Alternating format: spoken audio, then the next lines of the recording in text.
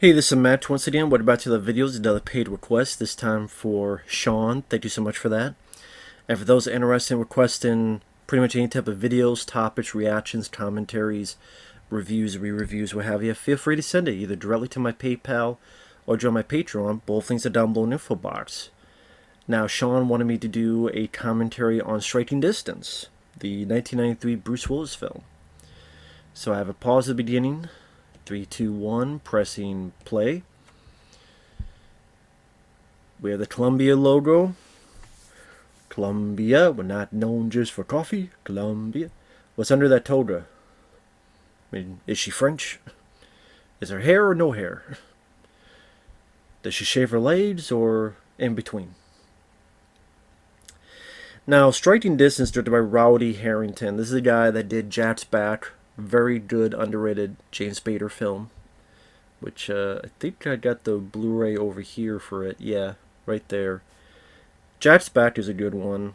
I also really enjoyed Roadhouse, of course. He did after that with Patrick Swayze.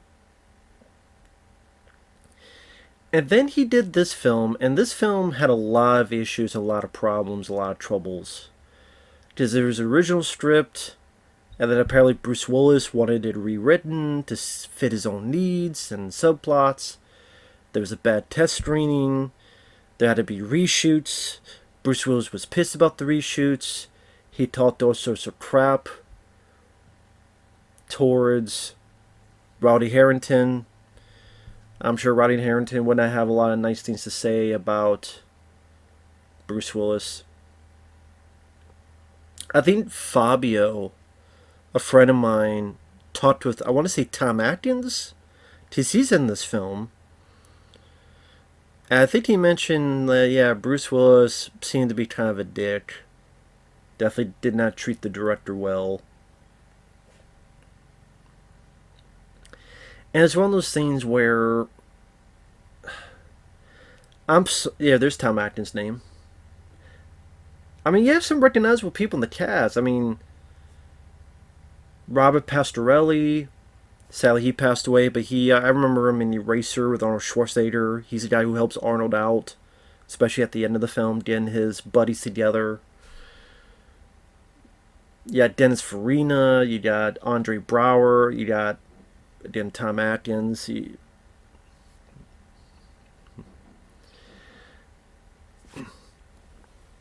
But yeah, this is one of those films that had a lot of issues and problems. And then when it came out, I forgot Brad Fiedel did the music. Brad Fiedel did the music for Terminator, Terminator 2, the original Fright Night. I forgot Brad Fiedel did music for this. But yeah, it's one of those things where, like I said, there's a lot of issues and problems, bad test screenings, because Bruce Willis wanted a lot of stuff added in there, and then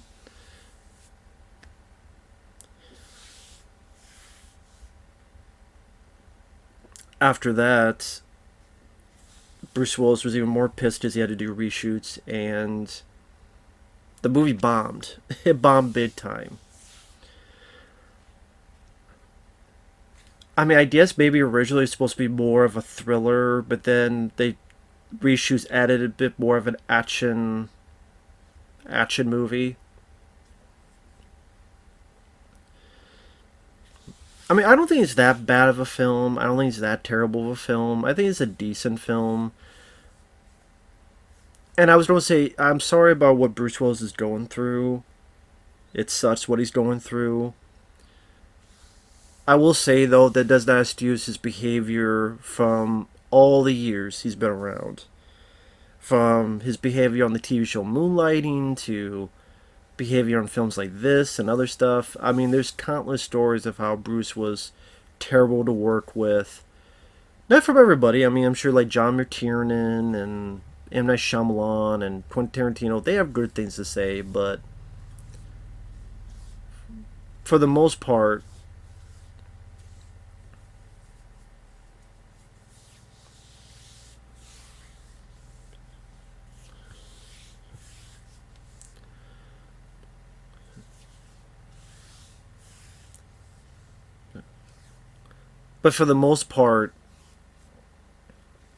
just a lot of bad verbiage and bad word of mouth about Bruce Willis. And it is the thing, I liked him as an actor. I mean, not just, Die Hard films. I like the first four. I love The Fifth Element. Last Man Standing I enjoy.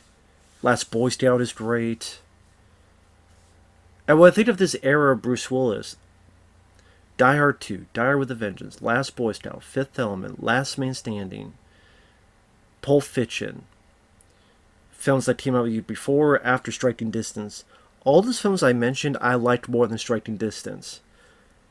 Now, I don't mind this film. I like it, but I don't love it either. I mean, I would give this either maybe a 3 or 3.5 out of 5. I'm still debating.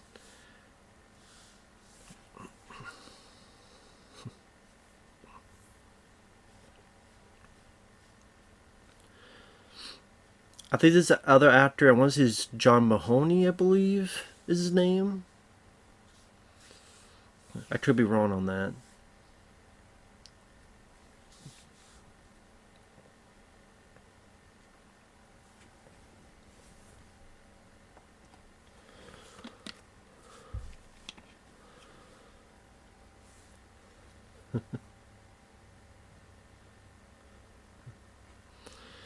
I wonder. Well, I would assume this was part of the original shoot. I would think. It's such a big, massive scene. Whenever I hear about that, I would love to know all the details of what the original version was. I'm fascinated by that. When a film is made and poorly tested, and then it gets reshoots. Again, I would love to know the actual full details, beginning, middle, and end, of what that film was before. What was shot, what was reshot, what was added, what was deleted.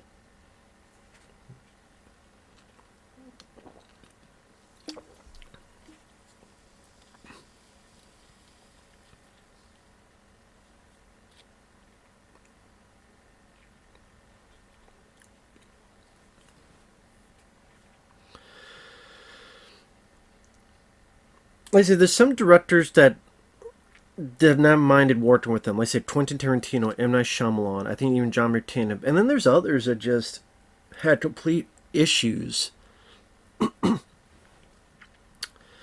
Whether it be Rowdy Herrington, whether it be like the guy directing Mercury Rising, the guy directing...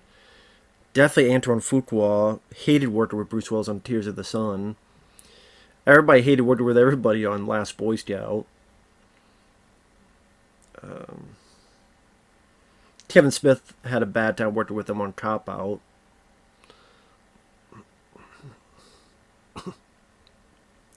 And despite, I mean, I don't like Kevin Smith anymore, but on film sets, he's the guy that gets along with everybody. So even when he's, I mean, I put that more on Bruce Willis than that. Like, this is a pretty well done action sequence. The car flipping over, things of that nature.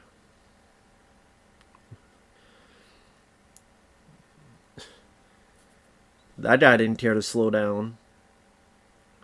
Even that, like that puff of fire going right across Bruce Willis's window. But that was pretty decent. Maybe people thought, wow, this is like fucking big and overblown. But I mean, that's what we want in the 90s, and that's what if you don't go big. Especially if it's done for real practical, then it's fine going big. Definitely a way to open a film.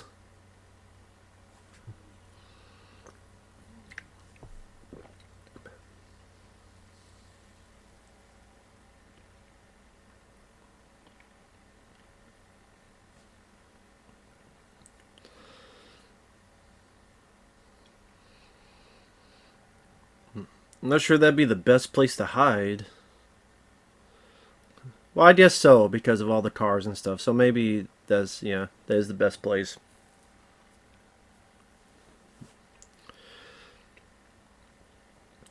But I mean, 1993 was a pretty good year for movies because you have Hard Target, which is one of my favorites. My favorite Van Damme film.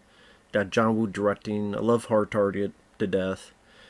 You got Cliffhanger, which is one of my favorite Stallone films. You got Demolition Man, another one of my favorite Stallone films. You got Last Action Hero, which I think is a very underrated Arnold Schwarzenegger film.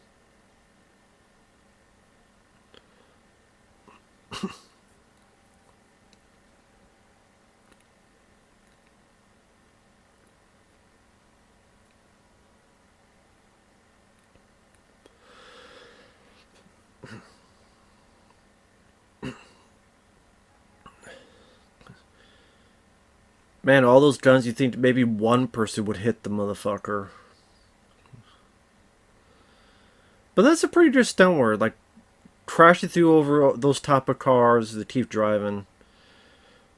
Now, why none of them decided to shoot the tires out, I have no idea. Because the chase would be over. All you go for the tires. Well, he can't go that far because he has no tires anymore, but and there'd be no chase. All shit shots that can't fucking hit him in the head, and none of them were smart to hit the car and the tires, so these cops suck at their job.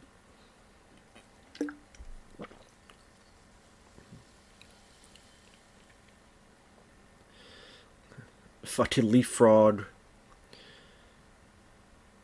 Fucking Frogger, the movie. We're jumping for joy, we're jumping for joy. We're jumping for joy, jumping for joy.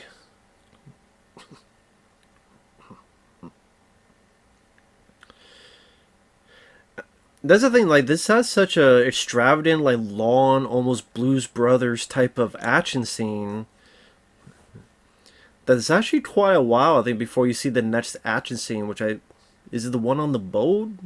He has a bit of the shotgun.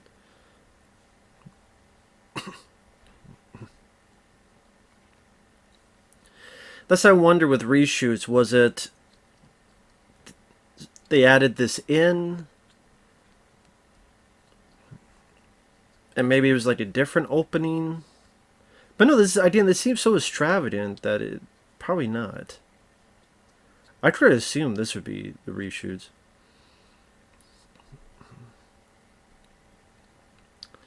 That's a hell of a flip. Man.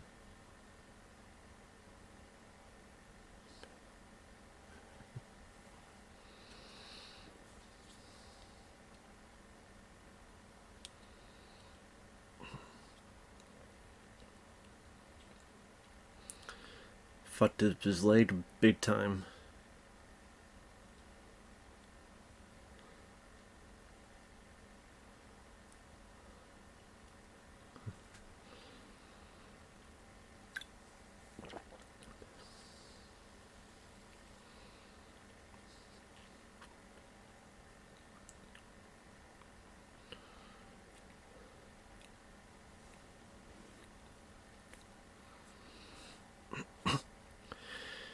So the killer went up, shot his dad, got away. So the victim, dead body, pop out of the trunk there.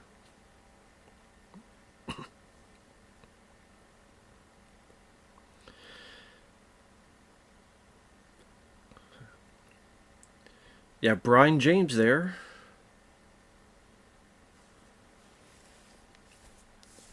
Yeah, the guy talked his smack is Brian James.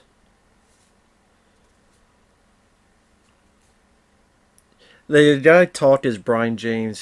Sally's passed away, but he was in a lot of stuff. He was in Tango and Cash. He's the guy that fought with Kurt Russell at the end, and you think it's a dud, and puts a grenade in Brian James's pants, pushes him down the stairs, blows him up. That's Brian James. He was also in The Horror Show with Lance Henriksen, where he played the main villain.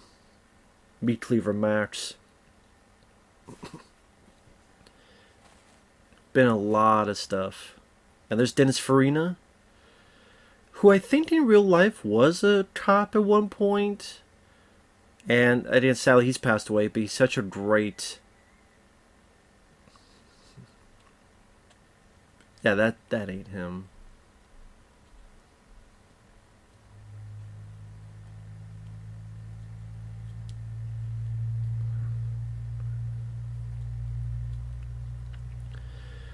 Yeah, how much was that witness paid?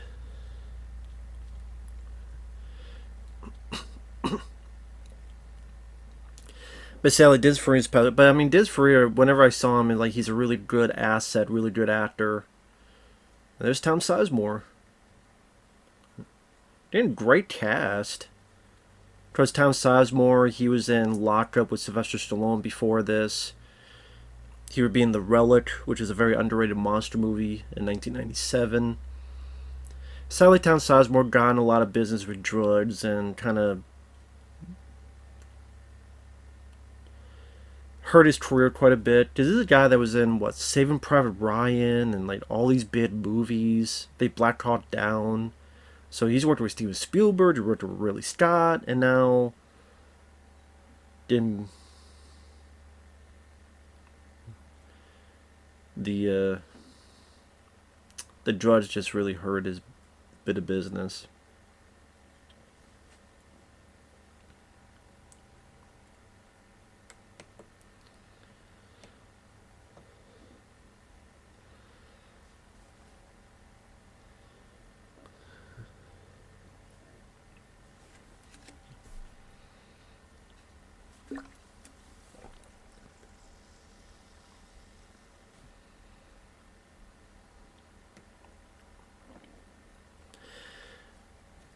Yeah, your client's missing because he was in that fucking car chase and killed a bunch of people. But there's Robert Pastorelli, sadly another guy who's passed away. Another good character actor. I mean, like I said, he was in Eraser with Arnold Schwarzenegger. He was, I think, on the TV show Murphy Brown for quite a few years. Just sad when you look back. It's like Robert Pastorelli's no longer with us, and Dennis Farina's no longer with us. But I mean,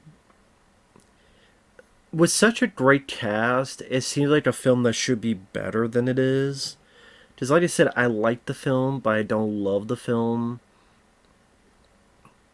I mean, I don't really have much issues with the way the film opens.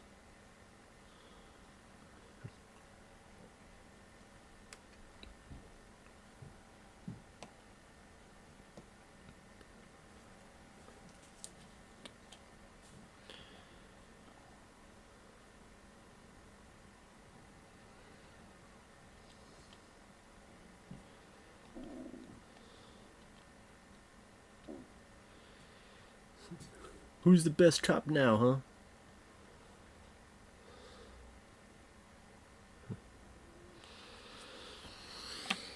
Now, this scene idea is supposed to make us not believe that introduce his character but forget about him until the end of the film. But I wonder how many people really bought into that, or if they knew something was up after the fact.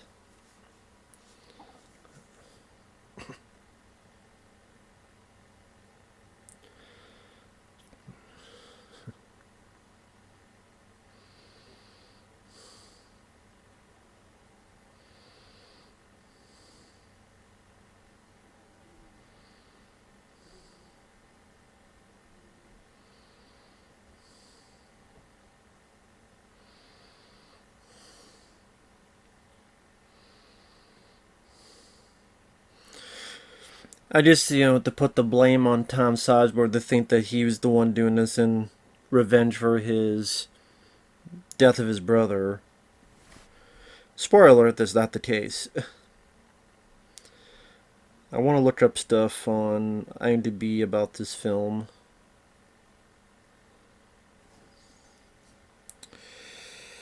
Just a 5.8, which actually that's higher than I thought.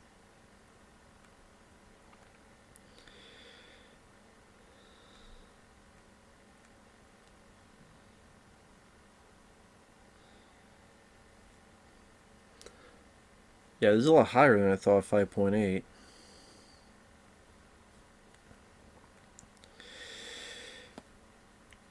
On an appearance in May 2004 on the Record with Bob Costas, Bruce Willis apologized to the movie going public for this film, saying that it sucked, which is what Bruce Willis has typically done. Say how terrific a film is when it's released, but then speak poorly of it later. He also said the same about Die Hard 2, 3, and 4. I didn't know he said about 4. and Hudson Hawk. Well, I mean, when they did the DVD of Hudson Hawk and he appeared, he seemed pretty proud of it then. The movie was filmed in 13 weeks in the summer of '92 in Pittsburgh. Its working title was Three Rivers. It was scheduled to release May 1993. The original cut was shown to test audiences that hated it. Extensive reshooting was done in LA.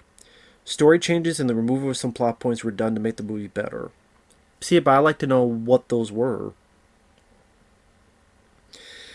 The release was pushed from May to September. The test audience hated the initial cut of the film because of confusing parts of the story, parts which were added into the script by Bruce Willis. One source mentioned how the original cut was like Hudson Hawk without the laughs. One of the veteran production members said that Bruce Willis called the shots like he did on Hudson Hawk, and like he used to do on Moonlighting. He had scenes rewritten. He did what he wanted to do. We were working with Orson Welles. Or Orson Willis. When news about reshoots were reported, Columbia chairman said, "Oh, no, it's fine."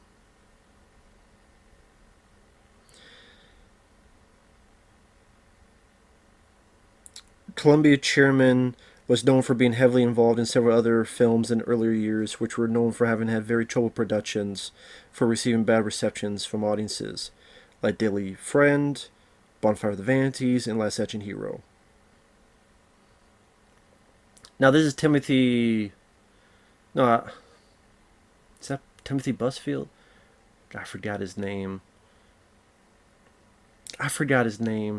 He's a guy who's the star of Strays, the Killer Cat movie, and Trucks, the crappy made-for-TV remake of Maximum Overdrive. Well, not remake. It's based on the short story Trucks, which became Maximum Overdrive, and they tried to do, I guess, the short story again, but they did a horrible job. Maximum Overdrive is way better than Trucks. Yeah, Timothy, I think Busfield. Yeah.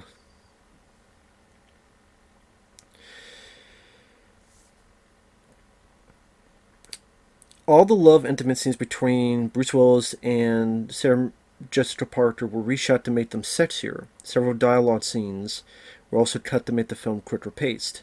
The change in tone of the film also made Columbia change the title from Three Rivers to Striking Distance, as it now focused more on the action thriller elements.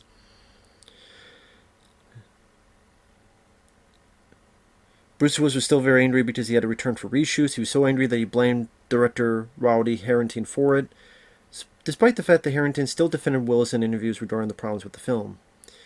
Bruce Willis treated Herrington very badly during both initial filming and reshoots, and ended up being a box office failure, earning only $24 million on the budget of $30 million.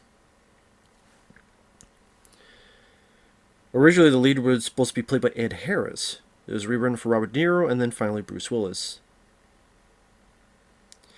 Reshoots and re-edits were made so the film focused more on action, and a new ending was filmed.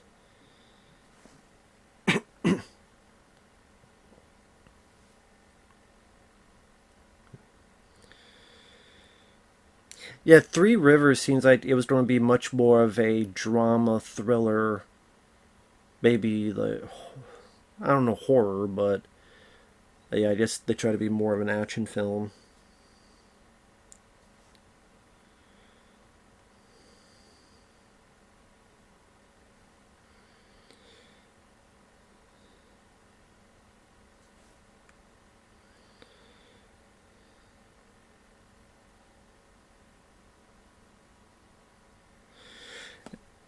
From the back of the home video case. Convinced that a newly active serial killer is the same gunman who murdered his father, despite the fact that another man is already behind bars for the crime. Hardy is working out of his jurisdiction to catch the killer. The maverick cop finds himself at odds with his new partner, Sarah Jessica Parker, from Honeymoon in Vegas, as he skirts around the system and defies his uncle, Dennis Farina, from another stakeout. Really, another stakeout, yeah. His father's successor as the chief of homicide. This shows how far Tom Hardy is prepared to go to bring his father's killer to justice.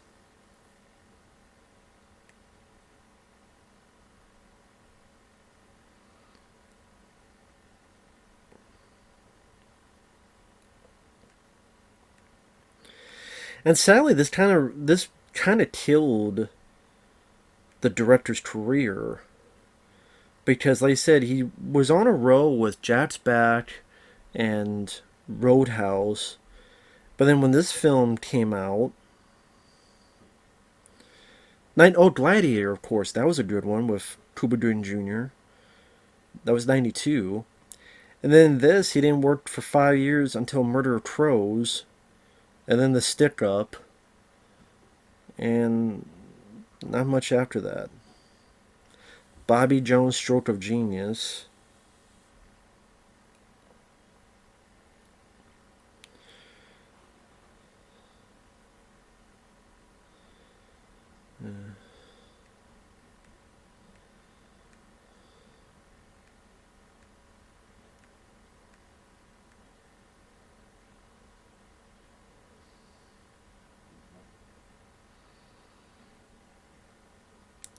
So yeah, so now people and women that he knew are being killed.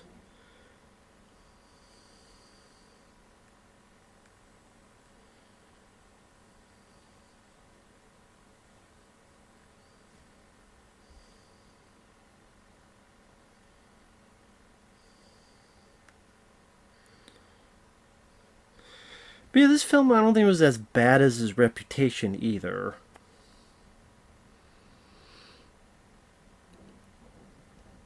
I'm trying to think, is this Tom Sizemore? Like, who comes in here?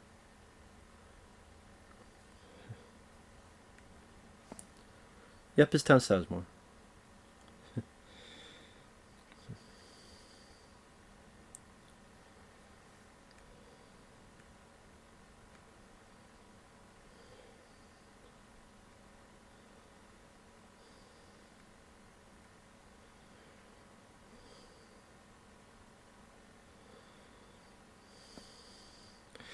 Looking at something here that says, the script was written by Rowdy Herrington and Marty Kaplan, whose screenwriting prowess shouldn't be questioned for a second as his credentials date back to his Harvard winning the LeBaron Russell Briggs Prize for delivering the English oration at commencement.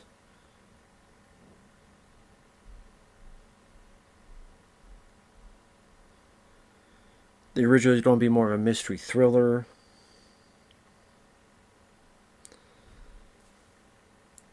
People thought the plot was too confusing.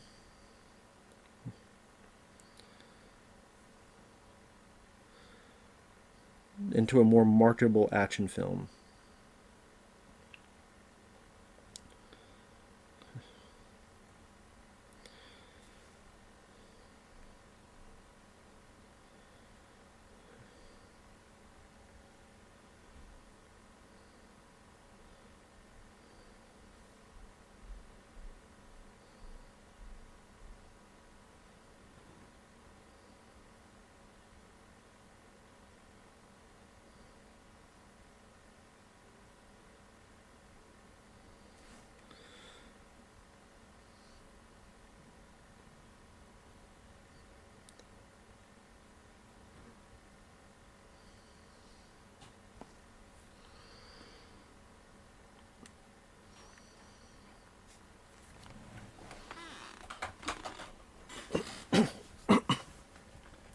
Like I said, at the very least, this has a damn good cast that keeps the movie going and keeps the movie and the viewer interested. I think maybe, like I said, it works better as an action film than a mystery. Maybe that's why.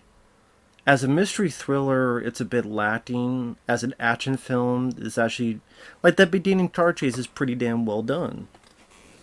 The cast are doing a good job. But you know what it's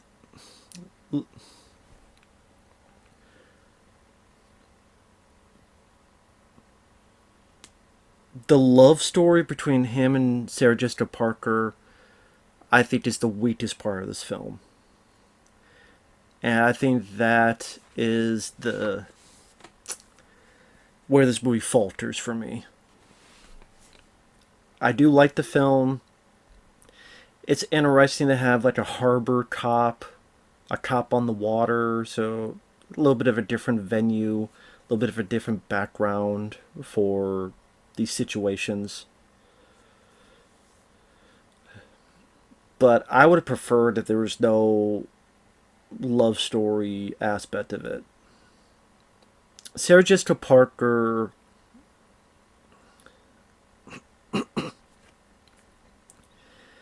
she's there.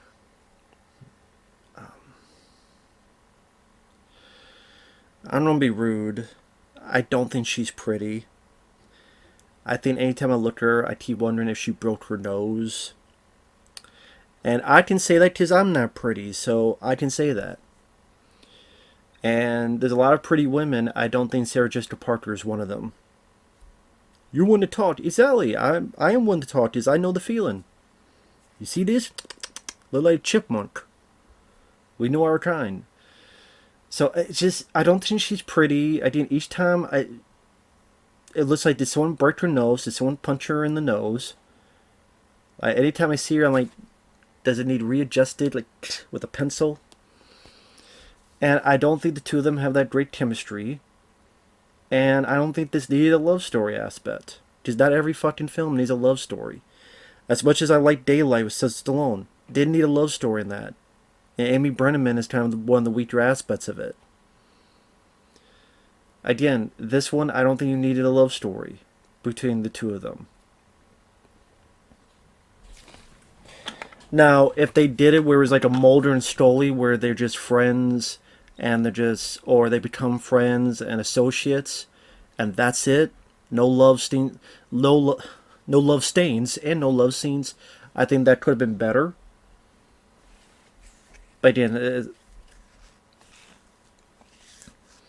fuck, I mean, I would have been more intrigued if it was Demi Moore. I don't know if they were together, but if it was Demi Moore instead of Sarah Jessica Parker, I would have been more interested. That would have been cool if it was Bruce Willis and Demi Moore.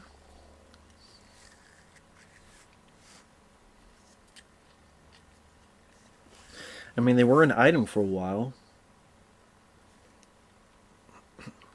Or again, you just didn't need a love story aspect at all.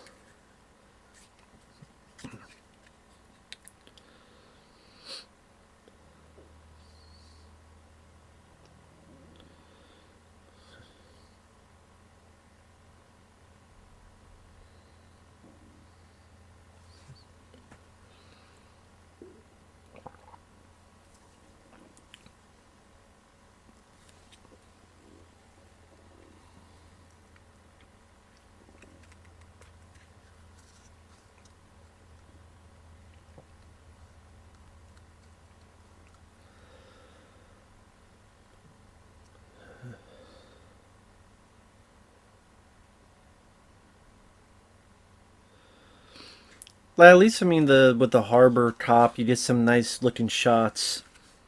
That didn't make it different, just a typical city top.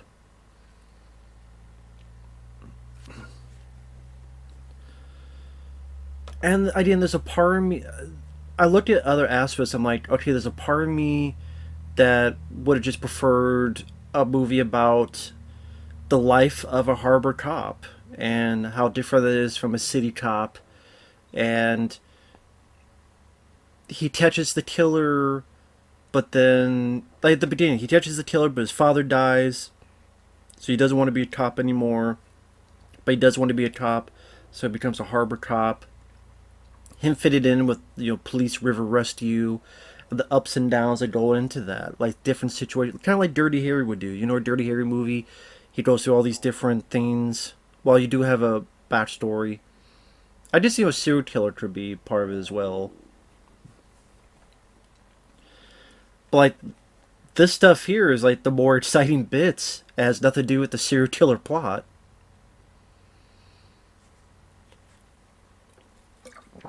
And that's why I think this works better as an action film than a murder mystery. Like the murder mystery is it's not much of a mystery. I think a lot of people could guess who the killer is. But as an action film, there's some fun bits here. Like there's some nice wide shots showing the whole harbor. The director's trying to keep the pacing quick. Now, I don't know if a shotgun is in the water. Don't you have to worry about it being clogged up or the shell? I mean, he has the shells in his mouth, but they're still wet, right? Don't you have to dry them out or something? Maybe not. I don't know. For those who are much more in the shotgun, you could let me know more how that all entails.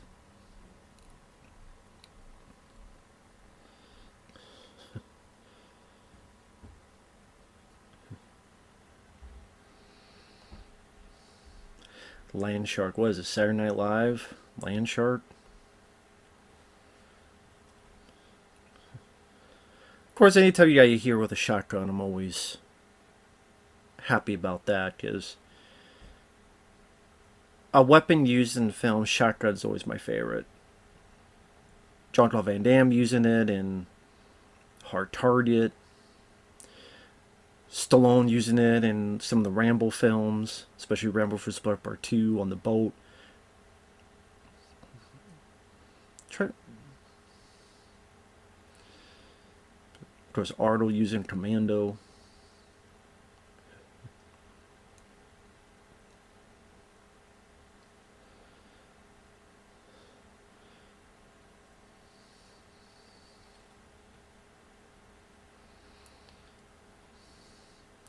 Now, did he waste the shell? Because he put the shell in and cocked it, and then he cocked it again. Does that mean he just wasted the shell?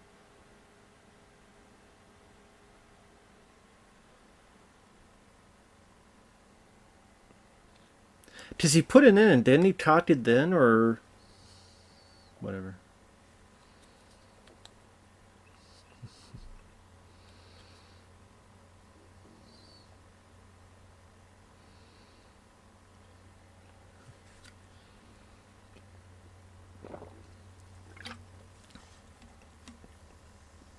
There he goes.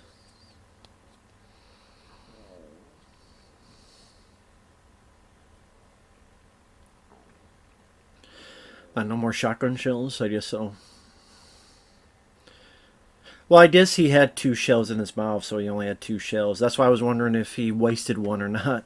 But I guess he did have 2 shells in his mouth, so 2 shots, 2 shells. Got him.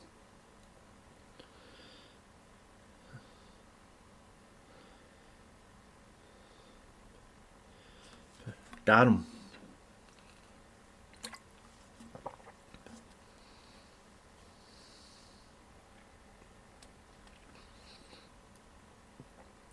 That's what I'm wondering with the reshoots. If the reshoots or edits made it more of an action film, were these action scenes in the first version of the film?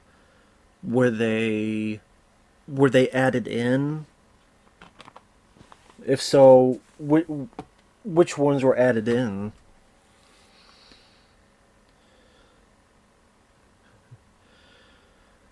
Like, was that action scene on the boat added in?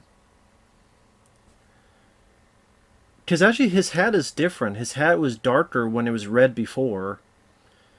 I mean, it's nighttime, so he maybe changed his hat. But I'm just saying, when he was on the boat, his hat was red. When they parked in for the night, his hat is now like darker black blue type. So I was wondering is that'd be a bit weird that you're changing your cap in the middle of the day. I mean, I guess not, but it seems like normally you'd be wearing the same cap. So I wonder if that was additional shooting, was that whole bit there. Like add an action scene. Because it might have been them on the boat, doing the whole thing with the finding the kids, taking their bottle, it being boring, and then cut to this. And his boring life or boring job, or as he calls a boring job, now that these birds are... Because it's not a boring job if that shit happens all the time, like taking care of those bad guys. So yeah, I do wonder if that stuff was added in later or not. Like I say, he had a... Now I want to... Okay, 39 minutes and 10 seconds. Pause there. Bear with me. I want to check something real quick. Okay. What the hell?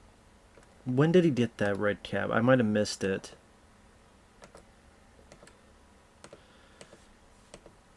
Bear with me. Okay, so he has the shotgun shells. He got a blue cap on. When he gets on the boat, there's no cap. Oh, okay, yeah, the bad guy had the red cap, and that's where he takes the red cap.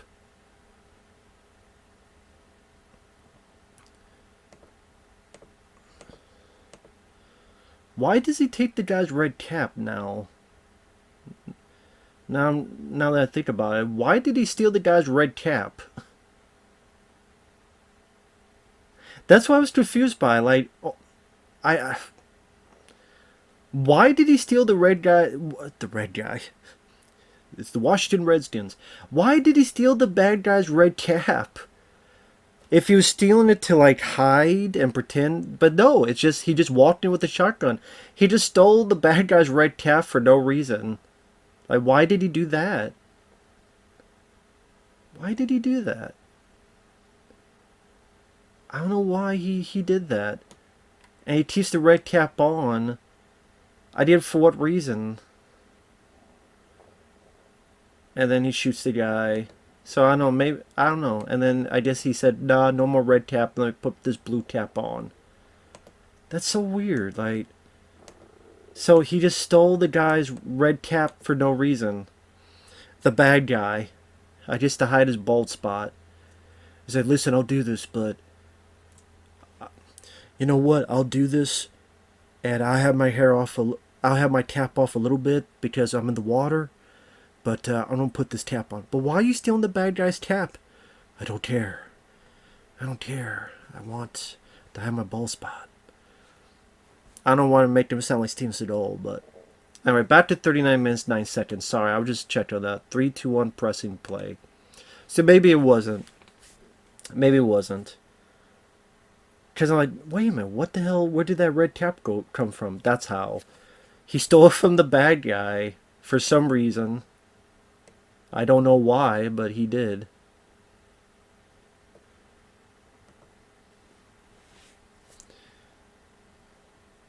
Little Red Riding Hood.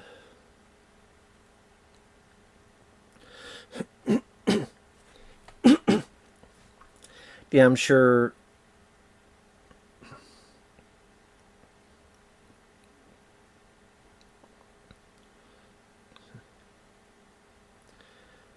I mean, he's trying to have this quirky idea of using the toy cop car. Which, I mean, is kind of like in the Deadpool with Clint Eastwood, where the killer had a toy car, but it was explosive that we put under vehicles and make them blow up. That's why you got this kind of cool chase scene where Clint Eastwood and his partner are being chased by this toy car that's chasing them because they got to get away from it because it'll blow it up. It'll blow up the whole car.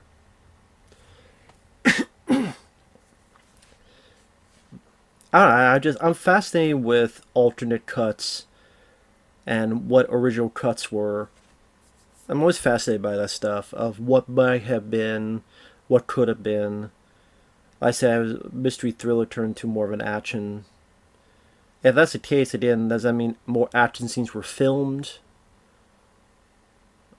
If so, I would. I mean, I guess they mentioned the finale was different. Like, what was the original finale like?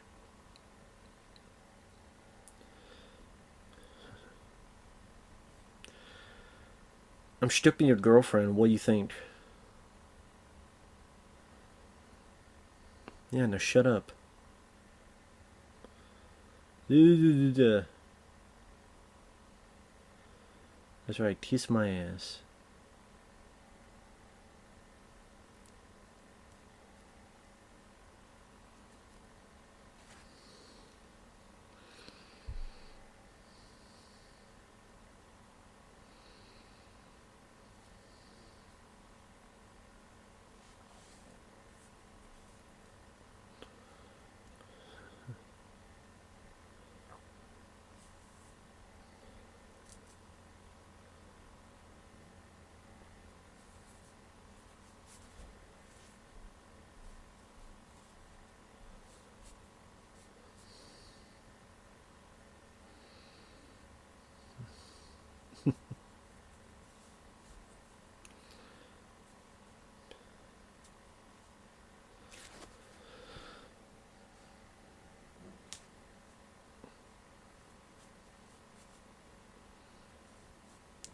Bruce Willis and Des Farina are doing a good job in the scene, playing off each other very well.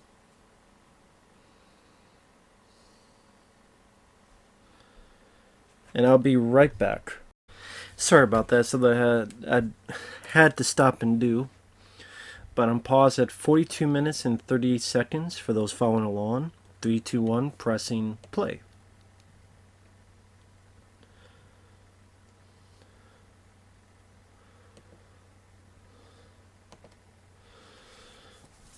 As Bruce Willis and Des Farina still having their argument.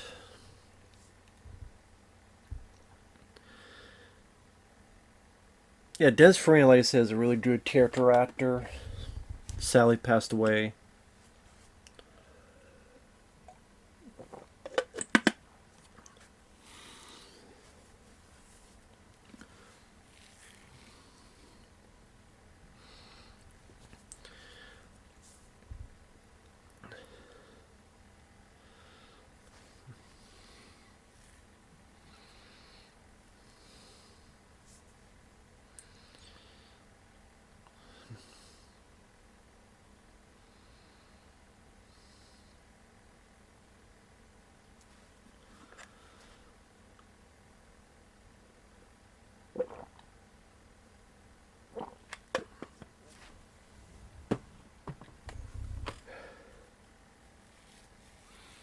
Sorry, I'm not saying much. I don't really know what to say. Because, like I said, I didn't grow up with the film. I saw the film a bit later in life. Like the Bruce Willis films I grew up with were the Die Hard films, and like I said, the Fifth Element. I liked Last Man Standing. That was '96, give or take. Fifth Element was '97. Last Boy Scout I love. That was '91. Die Hard 2 was '90. Pulp Fiction was '94. So around all that, I think Striking Distance was, what, 93, like I said. So I didn't grow up with this film as a kid, and then when I watch it, I'm like, okay, it's alright, it's decent, but something about it.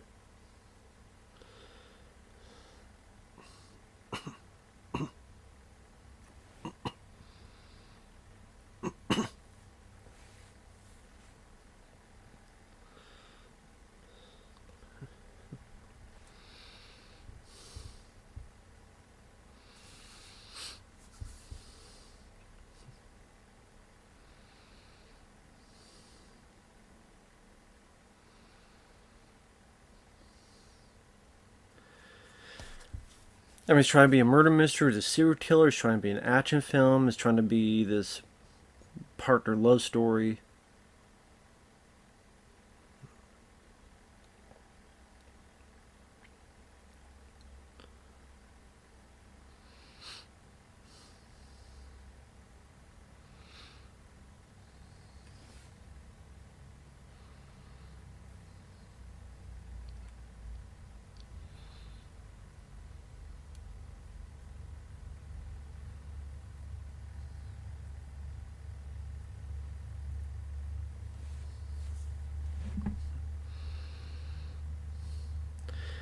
Like I said, if you look at Rowdy Herrington's Jat's Bat, which has a very interesting, clever take on the writing.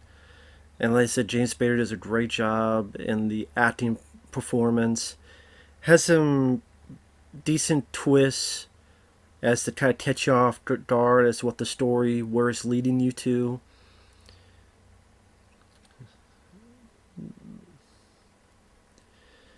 And then you look at Roadhouse, which is a lot of fun. Has a 4K from Vinegar Syndrome. Jat's Bat Fella got a Blu-ray from Stream Factory, I believe. Sadly, not a whole lot of features. I think this did get a Blu-ray, but the reason I'm watching on here and not on the Blu-ray is because the Blu-ray sadly is cracked. I have no idea how the hell it happened, but I checked the Blu-ray. What the hell is cracked on the back? No idea how the hell that happened. It's fucking cracked.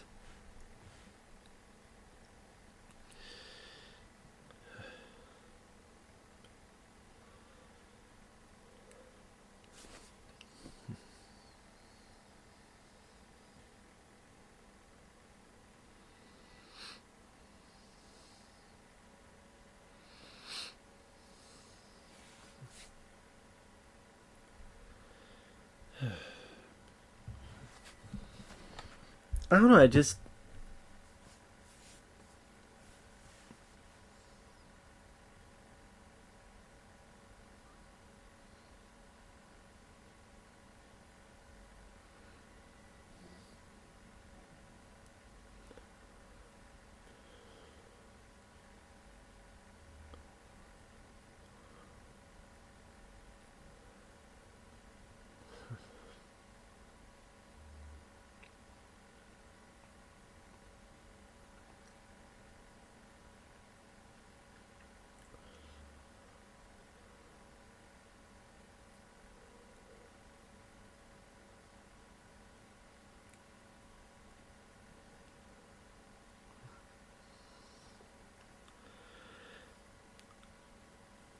I'm just thinking as a murder mystery, they're probably trying to make this lead to believe that Tom Sizemore is the killer. Maybe they're a bit surprised that it'd be Dennis Farina as the killer, but I mean Robert Pastorelli being such a big presence, and because we didn't really see his body, meaning bullet to the head, cut off head, hit by a truck, hit by a train, him disappear to the water, that leaves a sense of question of, well, we didn't really see him die. We see him jump into the water, but we didn't see him die. There's no body found. And because there's no body found, then automatically, if you know a lot about mystery thrillers or at all seen them, you know there's something up with that. There would have been some scene where the body's out of the water, and there'd be some last emotional moment where the father or the brother's crying over the body, or there'd be a funeral or something to that effect. But none of that was showcased, so that's what I mean by it's very predictable that it's Robert Pastorelli as the killer. And it was. So that's what I mean. It doesn't work the best as a murder mystery.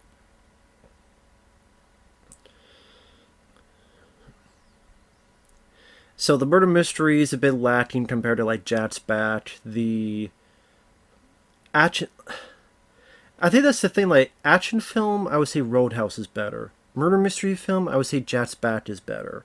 So when I looked at this film, it's kind of like a cross between the two, and it's like an okay, decent film, but not as successful as it could be.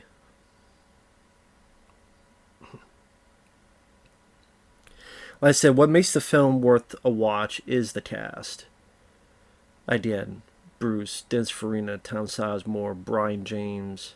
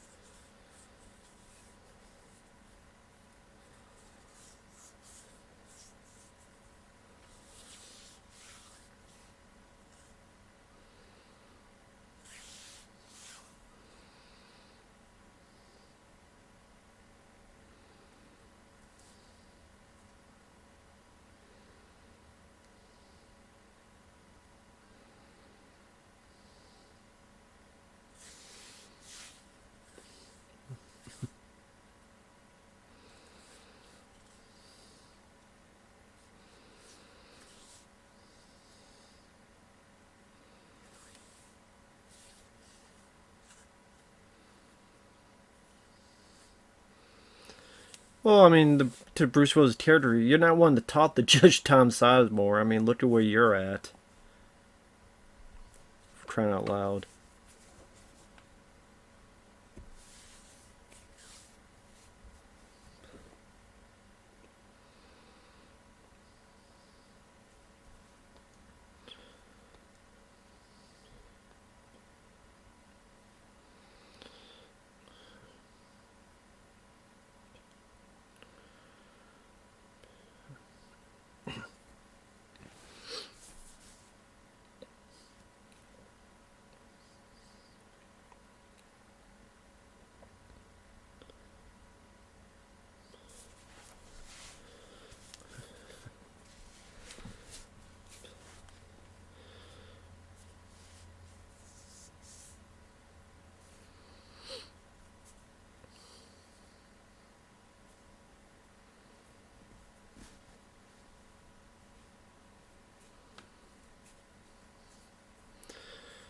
So I'm just watching because Bruce Willis's best acting bits is with him and Dennis Farina. And you see that sometimes they are in the same shot. They're in the same.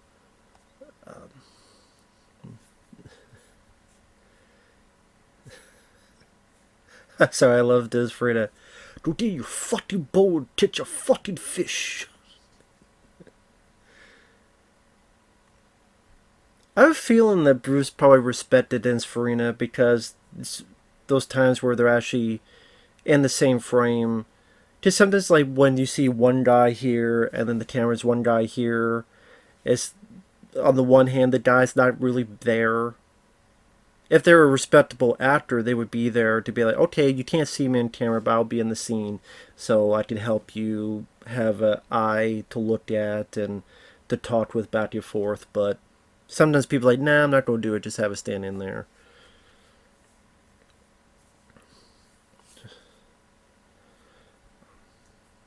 I've heard that Bruce Willis would do that occasionally, that, nah, I don't want to be here, just, I'm not on camera, just have someone else fucking be here. And here's Andre Braugher. Andre Braugher here has been in quite a few stuff. He was in Frequency, the Dennis Quaid film.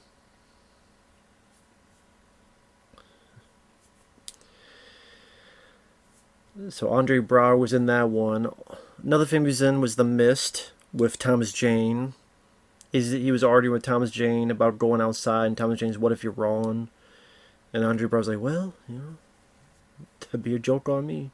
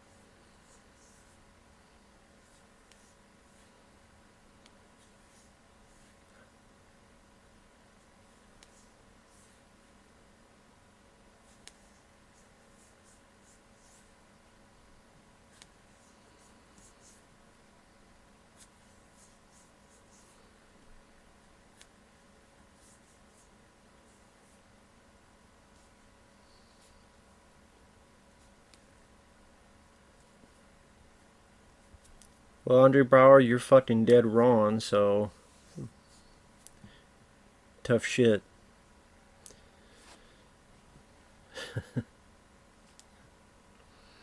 Teety teety teety.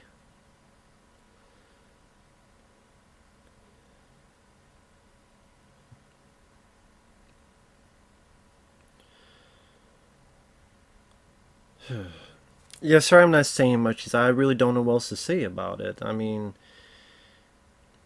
like I said, Bruce Willis is sad what's happened to him because of his health issues. I mean, that doesn't excuse him being a prick for so many years and seeming like not the nicest guy to be around. A good actor, but doesn't seem like as great of a human being as he should have been. Some would say maybe that's karma. I don't know. That's up to you, the individual.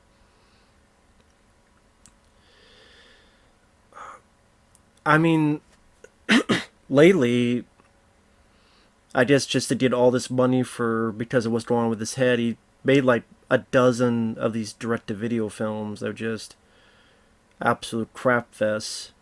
That's because he can't remember his lines anymore. He's pretty much has a earpiece that they just tell lines to his, and he just repeats it.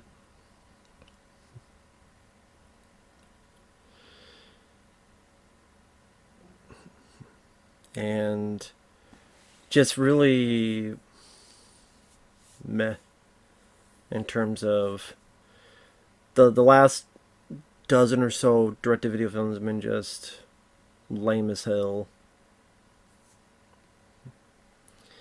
Because Bruce Willis is just not there. He's not there mentally because of his affliction. And, I mean, that's sad to hear. Being a fan of him as an actor, as an action star.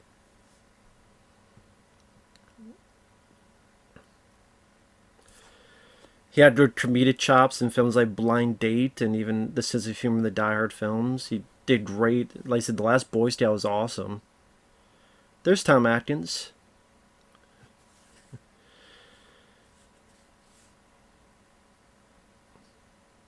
Hey, Tom Atkins. Tom Atkins, who was in Halloween 3, John Carpenter's The Fog, Lethal Weapon.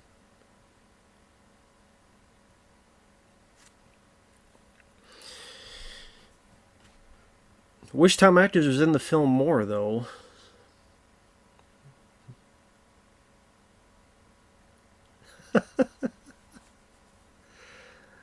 I was just a line like, don't fuck her.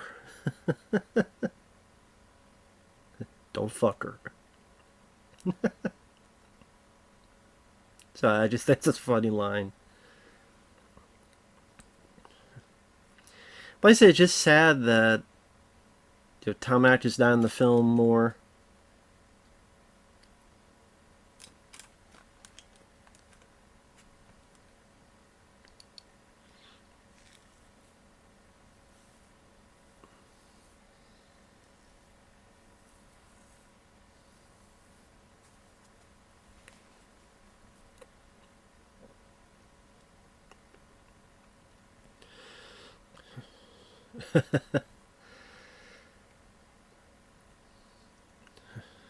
Of course, Brian James had to find a reason to push Bruce Willis' character.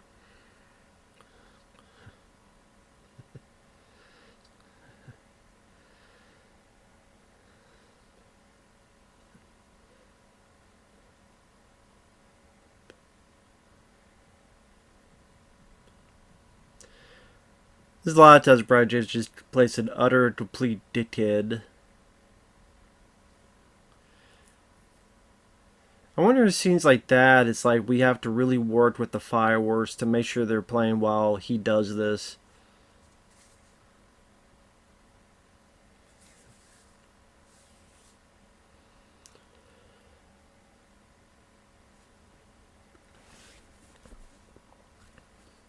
Actually, you know what, let me get my phone and look at his filmography.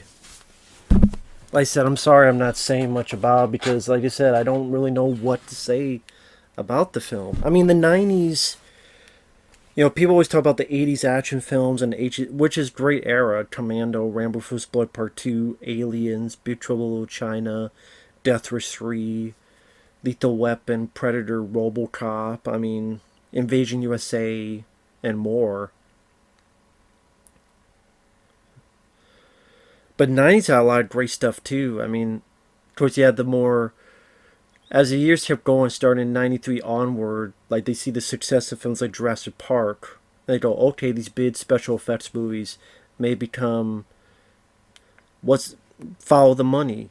Okay, we got Jurassic Park, 93. What more can we do?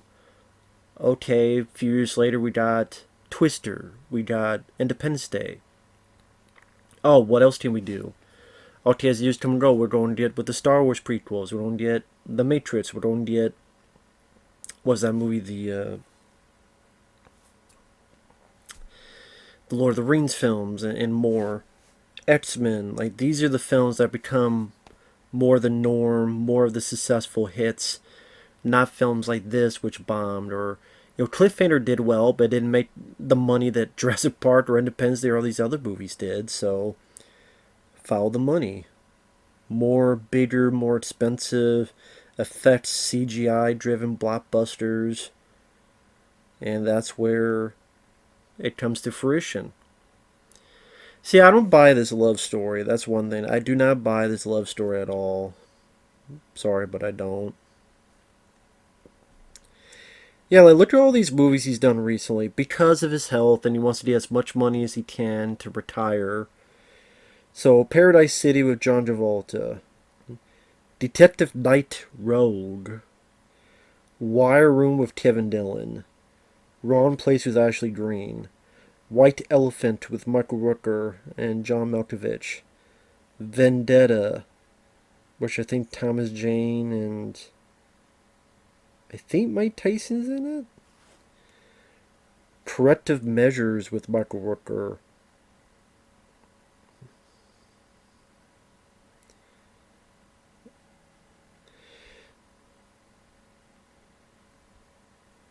Like Wire Room. Okay, let's see what it says here. Paradise City 3.7 on IMDb. Detective Night Row 3.6. Wire Room 3.5. Wrong Place 3.8. White Elephant 4.4. Vendetta 3.7. Corrective Measures 4.6, so that's a bit higher. Fortress, Sniper's Eye 2.9. Holy shit. Chad Michael Murray. A Day to Die 3.5 with Kevin Dillon and Frank Grillo. Gasoline Alley with Devon Sawa and Luke Wilson 3.8.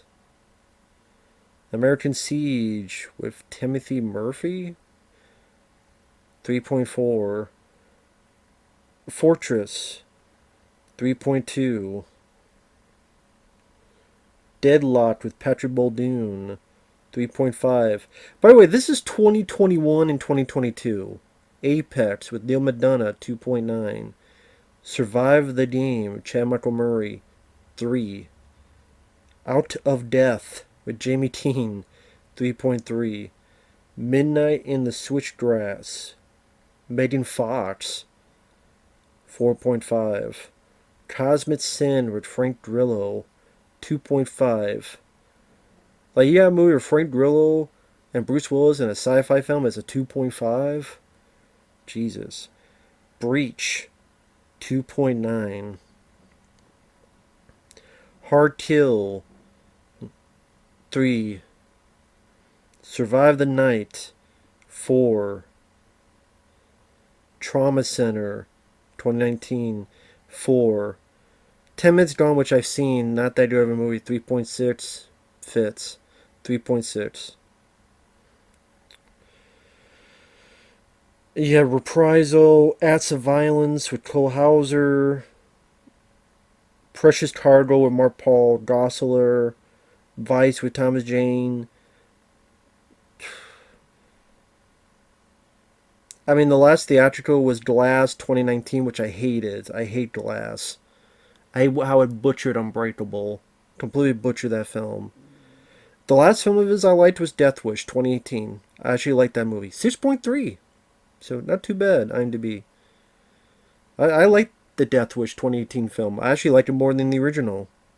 Although Death Wish 3 is still my favorite. So yeah, Death Wish 2018 I enjoyed.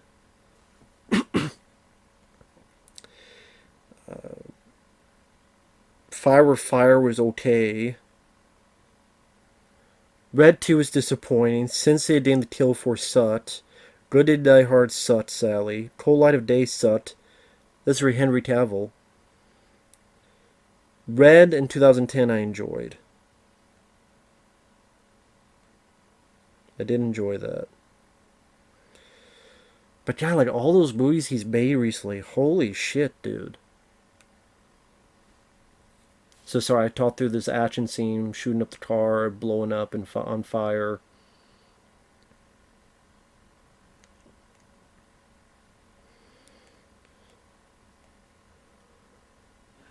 Which then I don't find much of anything in there.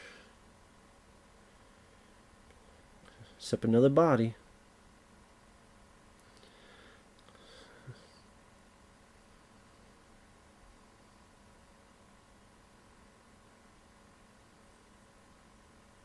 Or nothing else.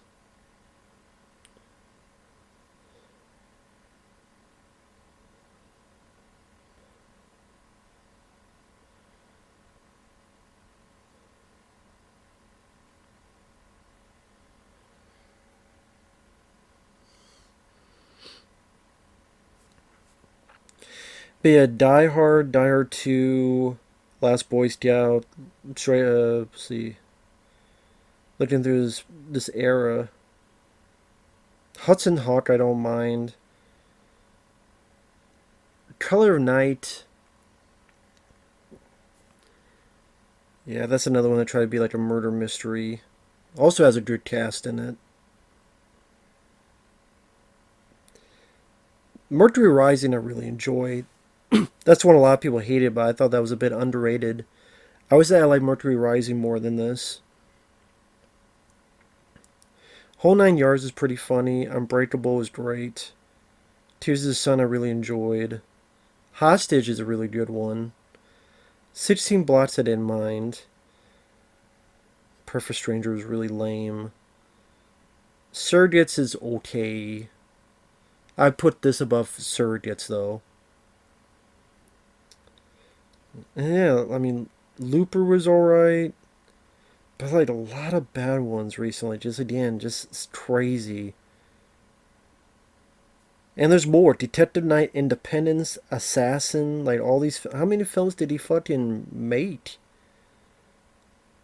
In 2022, there's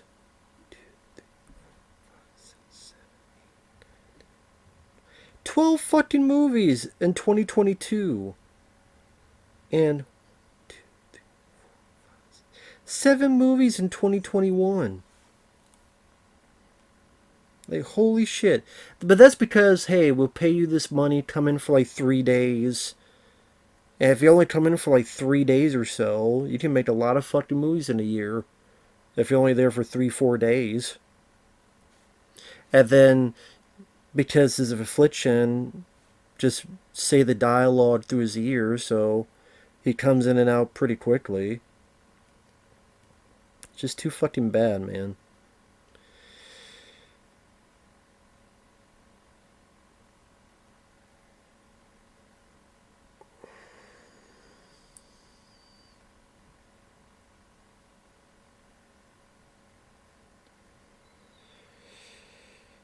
Aphasia, a brain disorder which impacts the ability to speak and other cognitive abilities.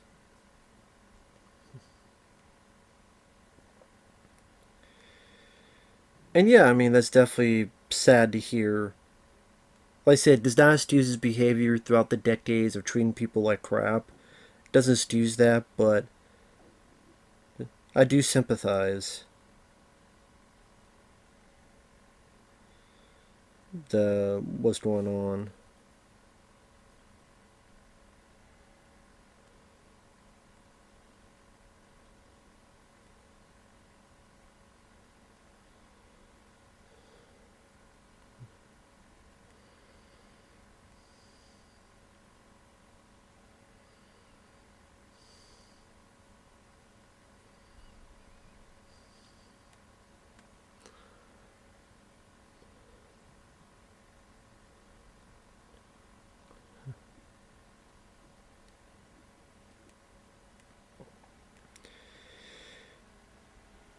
So I'm looking at this interview with Rennie Harlan about Bruce Willis and Die Hard 2. Bruce had turned from a moonlighting TV star to a movie star overnight with one movie, and if it's not uncommon that when actors get into that position, they sort of develop different goals. So Bruce had this notion from the beginning that he wanted to now play John McClane totally straight, that this movie had to be serious. I said, that's not John McClane the audience loves. They feel like you're their friend now, and they don't want to lose their friend. We had a major disagreement about this. He said, those one-liners and jokey comments, that's bullshit. With lives on the line, you can't say that kind of thing. I said, yeah, not in real life, but this is a movie. This is Die Hard. It came to a point where I had to go to Joel Silver and say, we have a real problem. We had a meeting, Joel and Bruce and I. The outcome was that Bruce agreed to do as many takes as he wanted of the way he wanted to do it, and then we do one take the way I wanted to do it with humor. He did it reluctantly, not so happily, but he did it.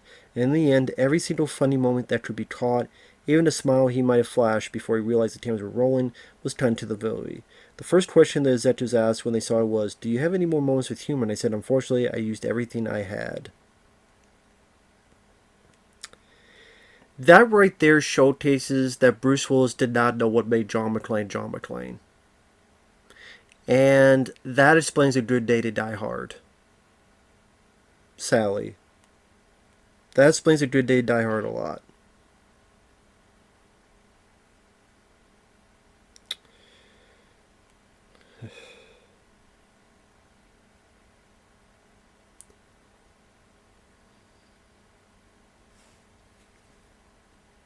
But yeah.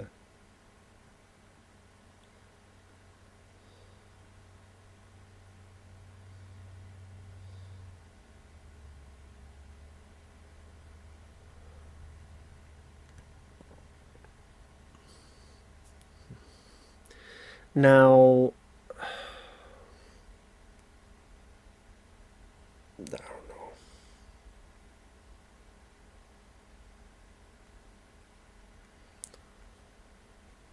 So yeah, this is where he finds out that she's a bit of a backstabber. And then some.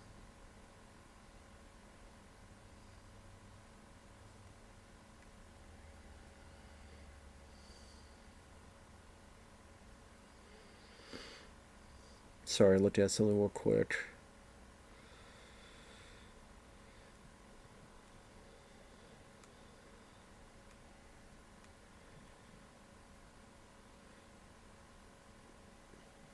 Sorry, I'm looking at the real quickly on the side. I'm looking at the Vinegar Syndrome 10 for 10, where you get stuff for $10. They have Squad. Who gives a crap about the mothers or Young Girls Do or Detention or where the hell? It's sucks. Of course, the films no one gives a crap about are the ones that get $10. Go figure. Big surprise. Waste of time. Vinegar Syndrome usually does that. Anyway.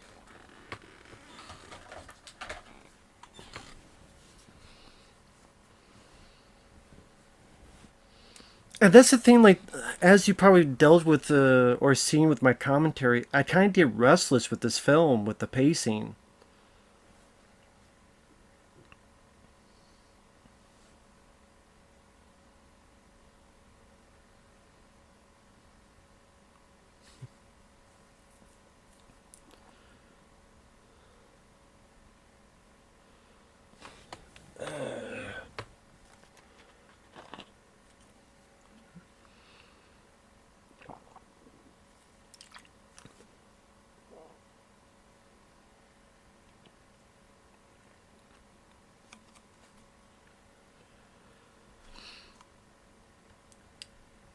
I guess I was being harsh on Sarah Jessica Parker. As I was watching this, she's not that bad. You know, it's been a while since I've seen this film. She's not that bad. Watches again. She's really not that bad. I don't buy the love story, and didn't think you needed a love story. You could have just had them as friends, like Mulder and Scully before they screwed that up.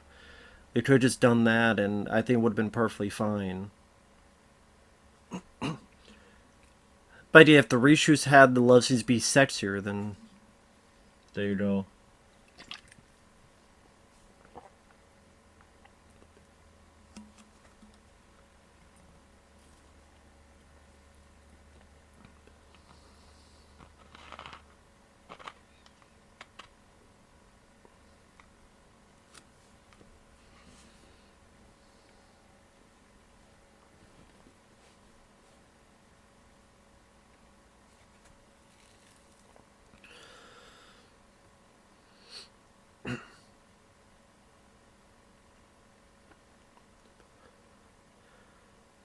I think because as a murder mystery, there's really no, but there's not much delving into the mystery and trying to find out who it is.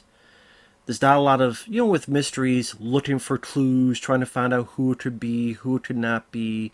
We're getting closer to the truth. This clue leads to this one, or this clue leads to these two clues. There's not really any sense to that. It's pretty much just sort of Bruce Willis as a character is just letting the events happen. But really, how much investigation is it really detailing? It's just things just happen to him. There's a car shooting after it. finding the bodies, arguing with the other cops, arguing more with the other cops, arguing more with the other cops, arguing more with the other cops. Arguing, I mean, there's more arguing with the cops than actual investigation into the mystery. And that's kind of the thing about it. I mean, it's either the lovey-dovey stuff with Sarah Jessica Parker or arguing with cops.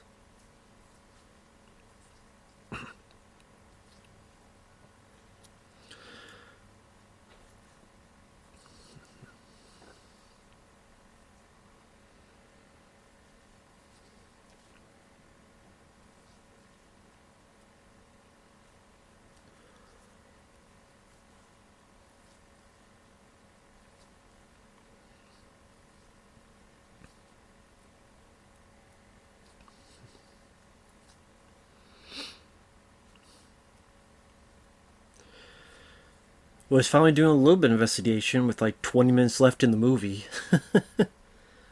I was like, yeah. I guess with if you count the thing in credits, there's less than 20 minutes in the movie. So he's finally doing some investigation. I mean, we're only 80 minutes in.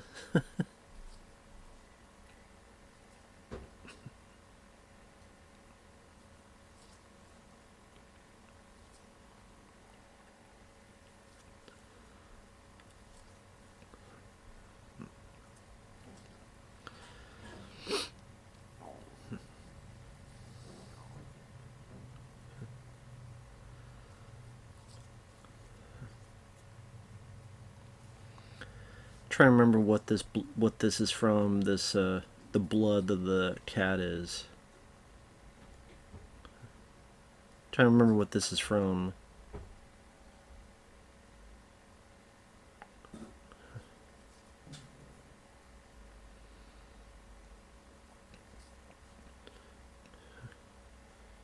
There's blood on the sheets, but where's it from? Well, he just came in to rub blood on the sheets and leave?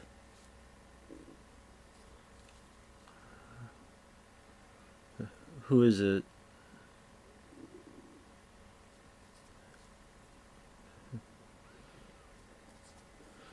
Oh, she worked at the job with him.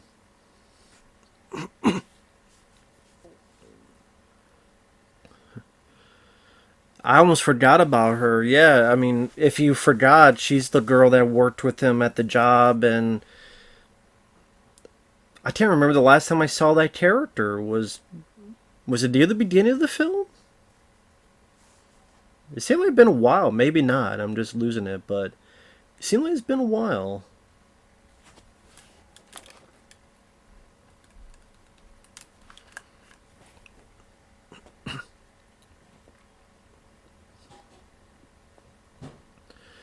As we get into the finale of this film. I mean, as of right now, I would give this probably like a 3 out of 5 stars. I like the film. It's hard for me to give it a 3.5. Like, it's not 4. I mean, it's definitely not 5. I mean, that's the favorites of the favorites. It's not 4. Like 4, 4.5. That would between 4. Like Die Hard would be 5 stars. 4.5 would be like stuff like Die Hard with a Vengeance and Live Free or Die Hard. Maybe like Die Hard 2 would be at least 4.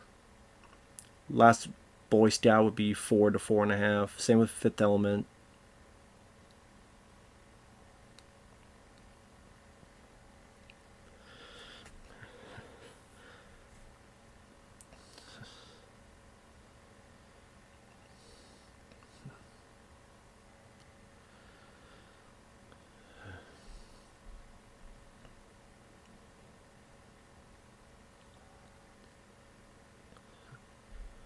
Like I say, if the ending was changed, I wonder if it's this or afterward that was changed.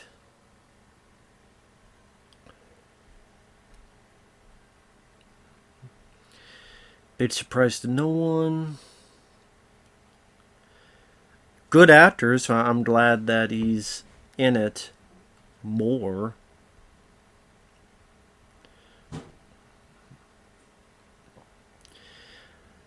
So I guess maybe that's why, I mean, it may not be unpredictable, but he's a good actor, so at least you have that. At least it's not like a bad, shitty actor. It's a good character actor. I kind of wish the film was maybe a bit shorter, faster paced, and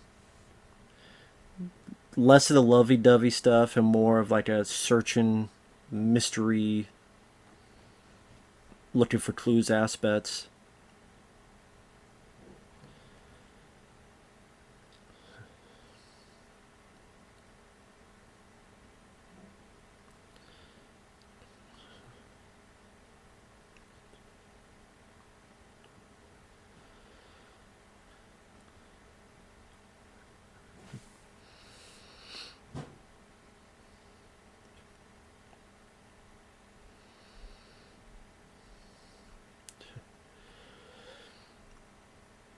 I'll admit, when I first saw this, I thought, okay, Tom Sizemore was going to get killed. He's going to get shot in the head or something.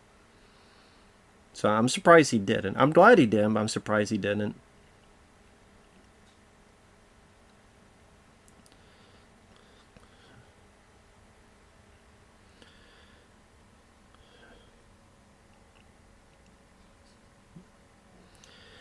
I was trying to think like which were the reshoots to show just how much it says Bruce Willis is so pissed off about it. Like try to see that in his performance.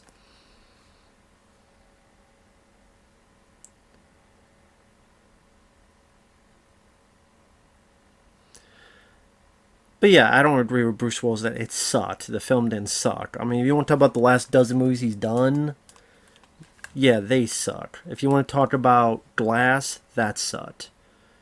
You want to talk about Breakfast of Champions, that sucks. You want to talk about the sequel, The Whole 10 Yards, that sucks. But this film doesn't suck. It's a decent movie. It's not Bruce Willis film I rewatch much, but it's a decent film. Good cast, capable performances, a couple of good action set pieces, like the beginning car chase and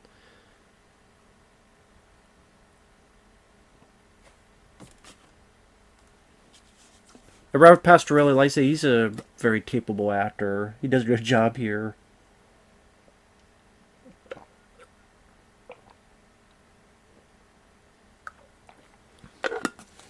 Shame on you, you've been fucking your partner.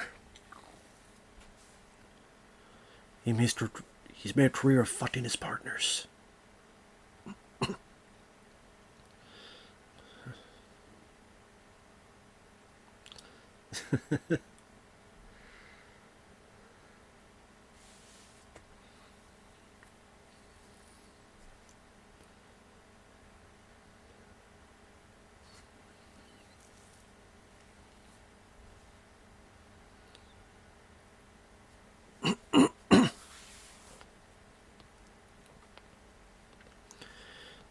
There's Dennis Farina.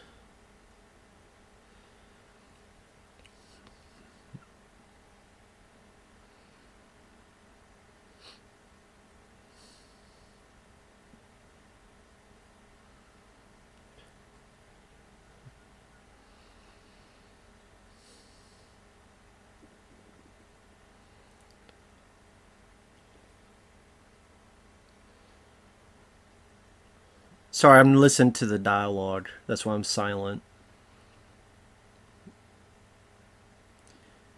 It shows what a good cast can really bring a level of a movie up. They really can.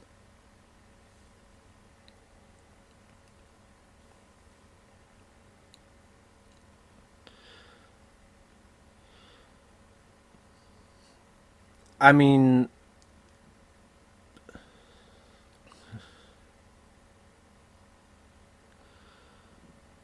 oh yeah, I forgot about this. The Dennis Farina part, yeah.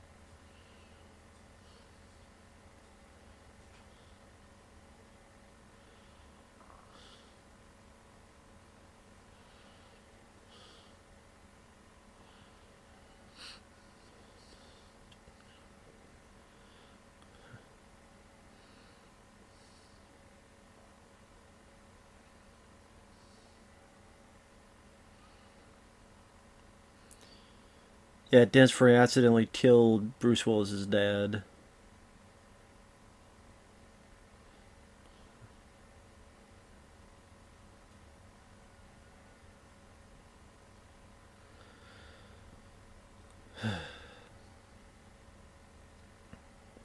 Like I said, the cast, I keep repeating that, I know, ad nauseum, but it really helps the proceedings.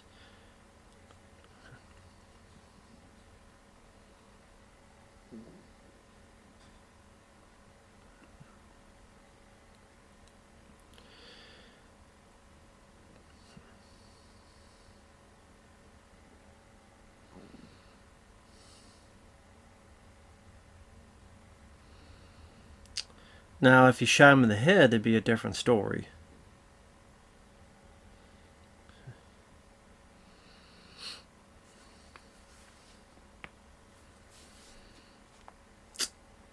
Now, see, if he went for the head, it would have been perfectly fine. But, nope. There you go. Sure gone for the head.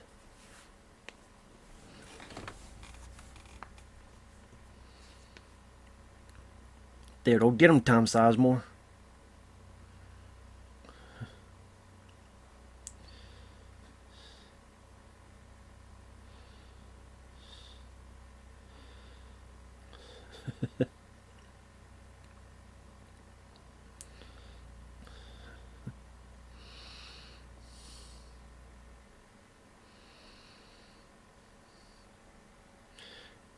Pretty much the chase is on.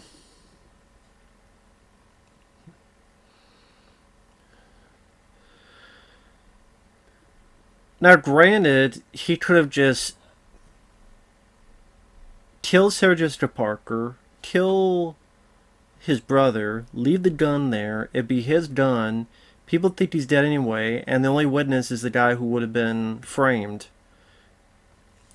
So if he kept his smarts, kill my brother, kill Sarah Jessica Parker, leave the gun, goodbye, drive away, and who's going to believe, what, Brian Cox in them? Not Brian Cox, Brian James. Brian Cox is a different actor.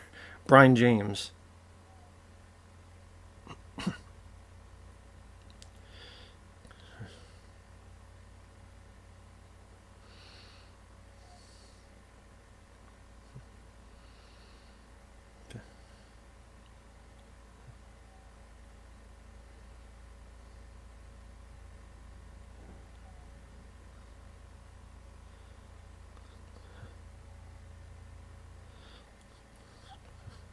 We get off now.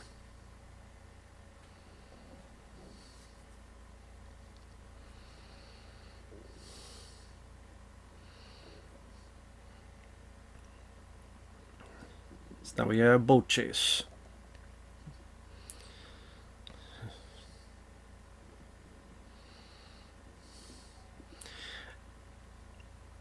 But I mean, even when you watch films like this, you do miss these kind of films where they have a big enough budget to look slick and non-cheap. And there's no filters. It's shot on film, which is much better than digital. Film just looks better than digital in every way. And with the way the film stock is, the cameras used, the coloring, to me, they just look more like films. They look more like movies and cinema. And I'm sorry, digital was like one of the worst things to do, to change to digital. Because films look so much faker than before. They really do. That's why, people say, like, if you take a film from back in the day and you bring it to 4K, it looks so much more striking than if you try to do it nowadays with a new film. It just doesn't look as impressive. People undervalue the look of film.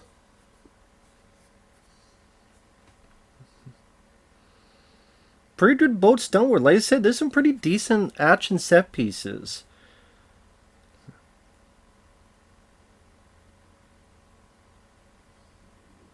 Nice POV of the boat landing on the water. let's say you have a pretty decent car chase, you have a pretty decent boat chase here. It's not James Bond, but I mean, it's pretty decent. I mean, it's not as crazy as this slasher film I saw called Amsterdammed from the 80s.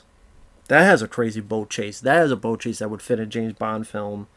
But this year was decent. You know, I'm listening to Brad Fidel's music, and I mean, it's there. It's not nearly Fright Night, The Terminator, Terminator 2, Brad Fidel. I guess it's serviceable. But it's nothing that I'm going to listen to afterward on my own.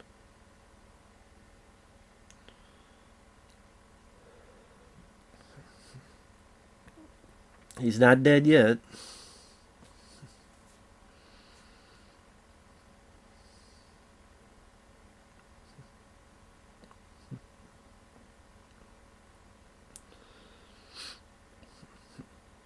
Like I said, I wonder if it's a different ending. Maybe the ending was a bit more, try to bit more action. But yeah, I don't know what the original ending was, what the original ending entailed.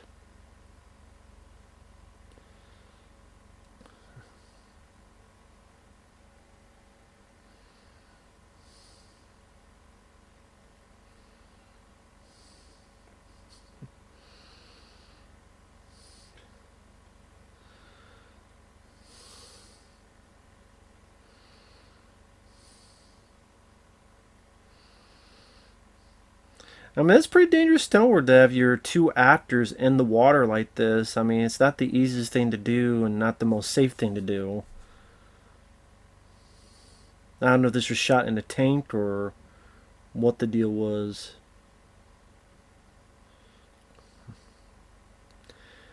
It has to be scary to try to pretend that you're drowning and you have to stand there and not move and your mouth's open. That'd be very scary for me to try to do.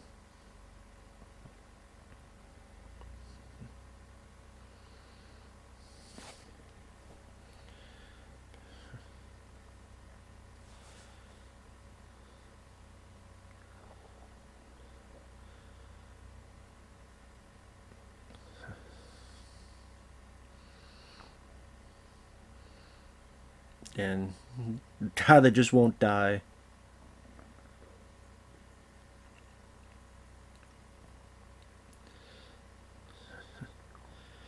Yeah, eat taser. I think there's like a picture where Bruce Willis is kneeling over a body. So I'm guessing maybe this bit with the water was not in the original ending. If he's like kneeling over a body.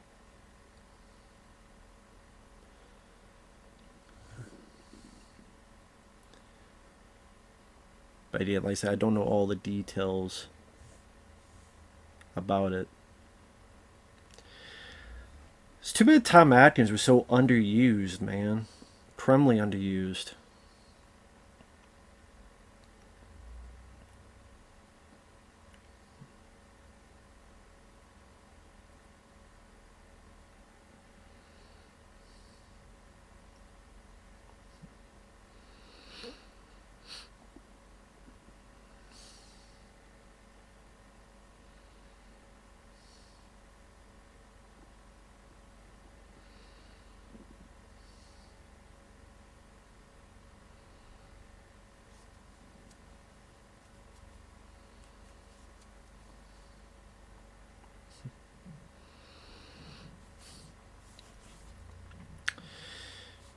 But when you get to the finale, I mean the end of the film. I mean, there's not much left of the movie other than, here with the grave. At the end of the day, striking distance. Damn, how long has it been since they got a daughter already? For like, where the fuck did that little girl appear from? Osmosis?